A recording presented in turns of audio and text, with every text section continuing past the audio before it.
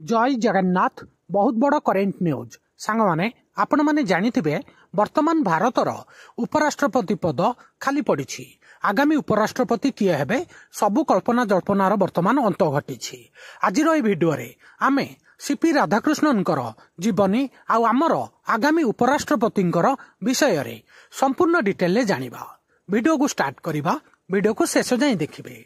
9 September 2025 मसीह हबाकु थिबा भारतर उपराष्ट्रपति निर्वाचन पई एनडीए वरिष्ठ बीजेपी नेता तथा वर्तमान महाराष्ट्र राज्यपाल सीपी राधाकृष्णन को प्रार्थी करिछि। आपण माने समस्त शुनिथिबे, न्यूज रे जानिथिबे भी आमर पूर्वतन राष्ट्रपति जगदीप धनखड़ जी कि तांकर व्यक्तिगत स्वास्थ्यगत समस्या जोगु इस्तीफा देइथिले। वर्तमान भारतर उपराष्ट्रपति पद खाली अछि। एबे आमे सीपी राधाकृष्णन विषय रे संपूर्ण डिटेल जानिबा।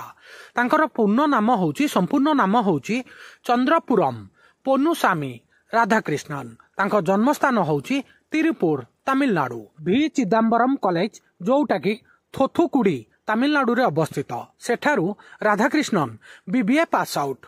तांकर क्रीड़ा क्षेत्र रे टिके एक्सपीरियंस अछि। से गोटे कॉलेज स्तरीय टेबुल टेनिस चैंपियनशिप रे मध्य चैंपियन बनिथिले। एबे तांकर पर्सनल डिटेल आपण जानिया को पाइले। बाल्यकालरु राधाकृष्णन सर्वजनीन जीवन रे आग्रही थिले। सीए मात्र 17 वर्ष बयस रे राष्ट्रीय स्वयंसेवक संघ आरएसएस रे जोग देइथिले एवं परवर्ती समय रे भारतीय जनसंघ रे जोग देइथिले। भारतीय जनसंघ जे कि भांगिला परे परवर्ती समय रे भारतीय जनता पार्टी बीजेपी बनिथिला, सेथिरे मध्य सदस्यता नेइथिले।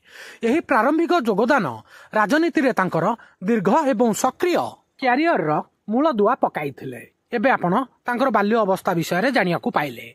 जातीय गणतांत्रिक मेंट NDA current news national democratic alliance वर्तमान राधाकृष्णन को उपराष्ट्रपति प्रार्थी रूपे घोषणा करिछि।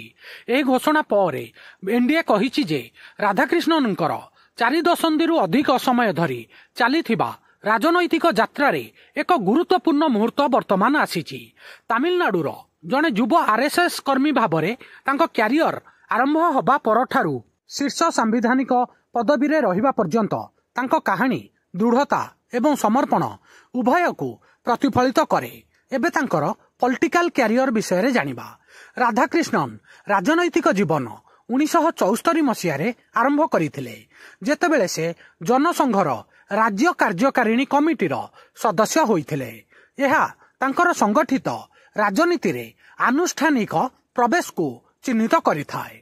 1974 मसीह रे सीपी राधाकृष्णन जनसंघरु तांकर राजनैतिक क्यारियर स्टार्ट करिथिले। एबे तांकर लोकसभा क्यारियर विषय रे जानिबा। 1998 मसीह रे से प्रथम थर पई लोकसभा को निर्वाचित होइथिले। से तमिलनाडुर कोयम्बाटूर लोकसभा आसन जीतिथिले। एहा तमिलनाडु रे बीजेपी पई एक ऐतिहासिक निर्वाचन थिला, कारण एआईडीएमके जयललिता पार्टी सहित तांकर मेंट जोगु तमिलनाडु रे बीजेपी तार खाता खोलिथिला एवं 3टा लोकसभा सीट 1998 मसीह रे जीतिथिला। परवर्ती समय रे 1999 साधारण निर्वाचन रे से सीपीआई रो नेता आर नालाकानू को परास्त करी पुनः लोकसभा को निर्वाचित होइथिले। संसद रे तांको कार्यकाल मध्य से अर्थ एवं सार्वजनिक क्षेत्रर उद्योग कमिटीर कार्य करिथिले। बयन शिल्प उपरे स्थायी कमिटीर अध्यक्षता मध्य करिथिले। 2004 मसीह रे से जातिसंघर साधारण सभा भारत को प्रतिनिधित्व करिथिले, जेउठारे से विपर्जय सहायता एवं मानवीय प्रयास विषय रे कहिथिले। एबे तांकर संसदर कार्यकाल विषय रे आपण माने जानिबा को पाइले। वर्तमान तांकर स्टेट लीडरशिप राज्य नेतृत्व विषय रे जानिबा। 2004 मसीह रे सीपी राधाकृष्णन तमिलनाडु बीजेपी रो राज्य सभापति बनिथिले।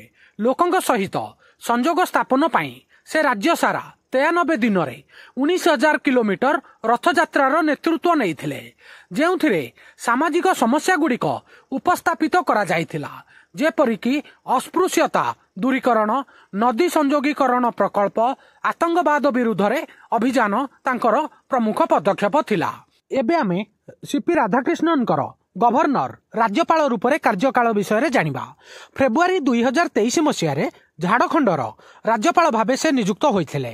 से कार्यकालर प्रथम किछि मास मध्यरे झारखंडर समस्त 24 जिला परिदर्शन करी ग्राउंड रिपोर्ट वास्तविकता बुझीथिले। मार्च 2024 रे तामिल साई साउंडा राजन को इस्तफा पर तेलंगानार राज्यपाल एवं पुडुचेरीर लेफ्टिनेंट गवर्नर रूपे अतिरिक्त भूमिका ग्रहण करथिले।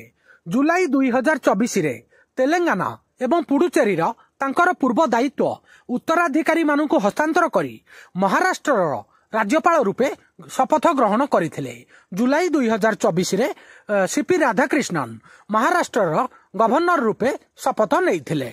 एबे आमे तांकर नामांकन पत्रर महत्व विषय जानिबा।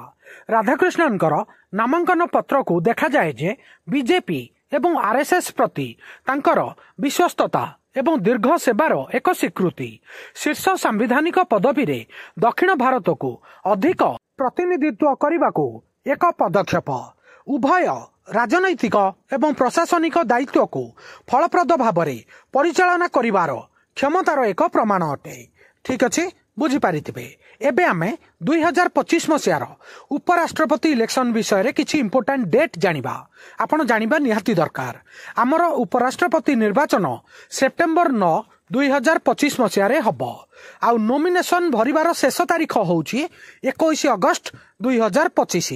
नोमिनेशन विड्रॉ करिबार शेष तारीख होउछि 25 अगस्त 2025। सांग माने आज ये वीडियो रेकर्ड कला जाए अपोजिशन कौनसी भी कैंडिडेट ना डिक्लेयर करी नाही। वर्तमान सुधा आमर सीपी राधाकृष्णन इलेक्शन जितिबाटा एक प्रकार सुनिश्चित। आउ आमर परवर्ती उपराष्ट्रपति हबाटा मध्य सुनिश्चित। आज भिडियो रे मु आपण मानू आमर भारतर परवर्ती उपराष्ट्रपति विषय रे तांकर आत्मजीवनी लाइफ स्टोरी राजनैतिक क्यारियर विषय रे ब्रीफ आउ समराइज करिकी जणैली। आउ भिडियोटा केमिति लागिला आपणकर मतामत कमेंट माध्यम रे जणैबे। आउ भिडियो को लाइक करिवे। आउ यार पीडीएफ आपण मानू वर्ल्ड अफेयर मधुजिके ओडिया चैनल रो टेलीग्राम चैनल रे मिली जिवो। डिस्क्रिप्शन रे लिंक अछि टेलीग्राम सहित जोड़ी होई जिवे। वीडियो को लाइक करिवे। समस्त ओडिशावासी प्रत्येक छात्र छात्री पाखु शेयर करिवे। नुआ थिले वर्ल्ड अफेयर मधुजिके ओडिया चैनल को सब्सक्राइब करिवे। सबुदिन important GK current affair sports affair world affair employment news notification आपन को एठारे मिली थाए। वीडियो देखिथिबारु बहुत बहुत धन्यवाद। जय जगन्नाथ। वंदे उत्कल जननी।